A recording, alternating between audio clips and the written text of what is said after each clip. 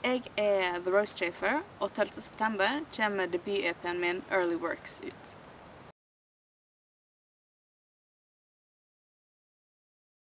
Det var 4 låter som jeg skrev en gang tidlig i tenåra.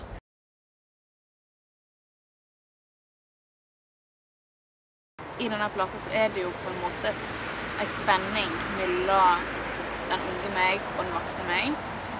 Låtene jo forskjellige, har liksom hver sine særpreg. Men det som felles for alle jo at de var skrevne på barnerommet, med utsikt ut mot fjellet, himmelen, og spesielt da stjernehimmelen.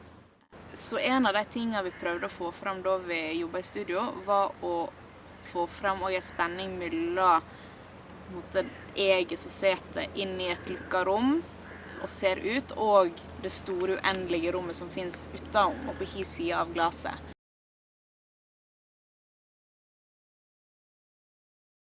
Relativt enkelt.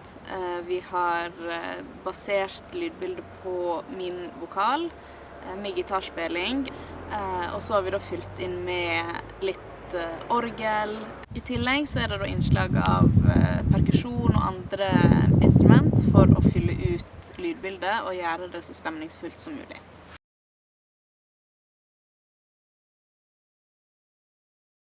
Jeg synes det ganske vanskelig å skulle plassere musikken min i en sjanger, men litt folkaktig, indie, det på en måte akustisk vise kanskje, men heller enn å tenke så veldig mye på sjanger, så har vi fokusert på atmosfæren og på en måte stemningen i hver enkelt låt, og så har vi prøvd å få dem til å fungere ihop som en helskap.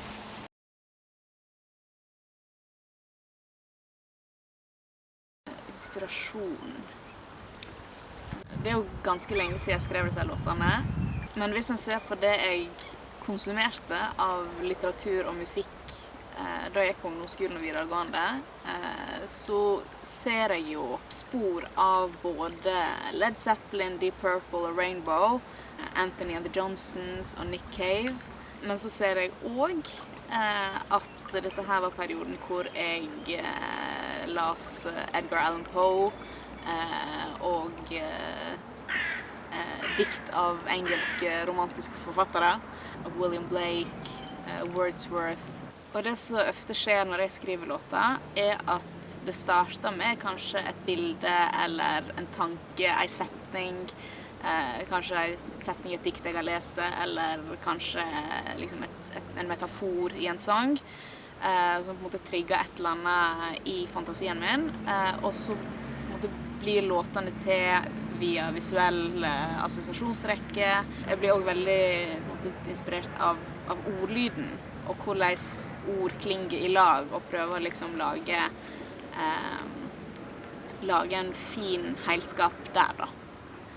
Så selv om jeg i mange tilfeller kan liksom huske tilbake at ja, det var da, eller den startet med det, så på en måte det endelige resultatet noe ganske annet enn det så utgangspunktet skulle tilsi.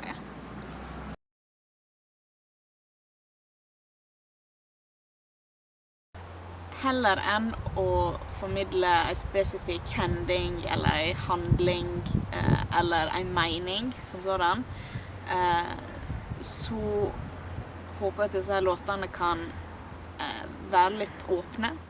At det kan være rom for tolking og på en måte oppleving, heller enn en veldig tydelig, ensformig beskjed.